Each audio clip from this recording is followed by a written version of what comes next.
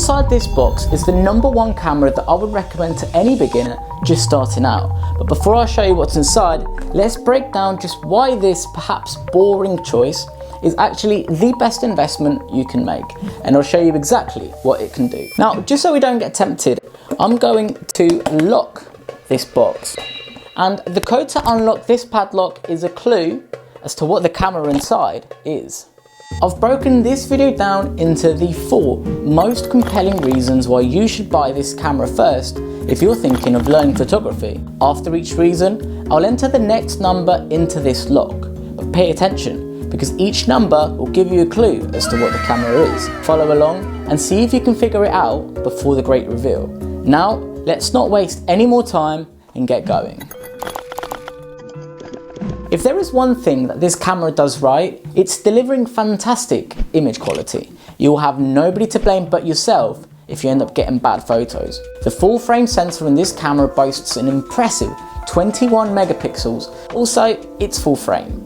The large sensor will catch more detail and more light, so it's sharp and great in dark scenarios, making it the perfect companion for your midnight getaways. If you don't like editing, the Canon color science is rich and natural, and the impressive raw files are very forgiving, allowing you to fix small mistakes and editing your photos to your heart's content. The video quality is great straight out of camera. In fact, I'm using it right now to film this video. Stick around and I'll show you a workaround that will allow this camera to shoot truly impressive high definition raw video, which allows you to experiment with professional color grading and make stunning films. Let's start unlocking the box. Our first number is 5. Spoiler, this is actually a huge clue. When I started photography, I was so financially challenged that I had to use shoelaces as a camera strap. So trust me, price matters. But this camera can often be found for as low as £250, which is a proper bargain. Sure, you'll have to buy it used, but these things are built like tanks. Sites like mpb.com even offer warranties. Yes, it's over a decade old, but last I checked, human eyesight hasn't evolved much. In fact, if anything, mine's gotten worse. Lenses are equally good value. You can buy a professional level zoom for just £400, which, if you were to buy a modern camera, would cost you over £1,000. So, what's the catch? Well, it's not flawless. The autofocus is slower, and there is no continuous autofocus during video. There is no 4K or flippy screen, and it's big and it's loud. But at this price, you can take risks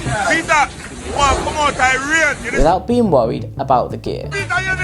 If you're just starting out, these shouldn't be deal breakers. Perhaps the most annoying quirk is that it only takes CF cards. Now, you can get a CF to SD card adapter for just 15 quid, which I found works quite well, but it's still not ideal. A quality CF card will run you a good £50. For an extra £200, the next camera model up takes both CF and SD cards, so you can instantly back up images on the go for those important shoots. Either way, you can't go wrong. Alright, time for our next number, which is 0. Exciting. This camera has been used by many professional photographers and filmmakers. It's also been used for many worldwide advertising campaigns for brands such as Adidas and the North Face. It was the first full-frame DSLR to offer full HD video, and it shaped a generation of content creators. At the time, it was a game changer, although by today's standards, it's certainly lagging behind a bit. The build quality is excellent. It's designed with a rugged magnesium alloy weather-sealed body and is built to withstand professional abuse. This is all to say that this is a fantastic hybrid camera ready for business and will stay right there with you as you progress into paid work. Our next number is 1. Ooh.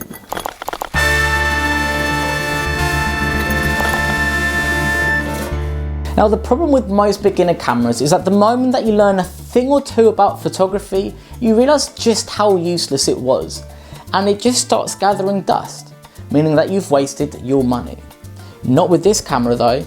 If you eventually upgrade, this camera will be a fantastic second shooter and a reliable backup body. Now, on the point of upgrading, you can actually upgrade the software on this bad boy to something called Magic Lantern, which basically hacks your camera into a cinema camera that can shoot raw video and has many of the same bells and whistles and all sorts of other crazy and exciting features.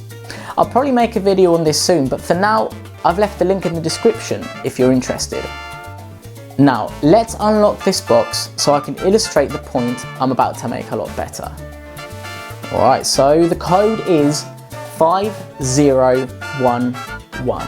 The number one camera that I would recommend to any beginner just starting out is the 5D Mark II, and it's only 250 quid. Now pay attention, because this is the most important reason why I'm recommending this camera, and it's the Canon EF lens mount.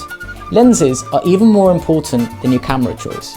You can get amazing, affordable, high quality used lenses for this mount. And as you grow and upgrade, these lenses adapt seamlessly to the latest Canon cameras, saving you thousands in the long run. Now, with the right adapter, they're even compatible with other camera brands like Sony and Nikon. They are the most versatile autofocus lenses out there. These lenses are honestly a lifetime investment. For an extra £200, consider getting the 5D Mark III instead. It offers improved autofocus and it has an even better low light performance.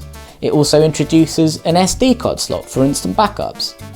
Just be sure to look for one with a low shutter count, because a lot of them have been absolutely beaten up through the years. Up on screen are other notable mentions which you should consider.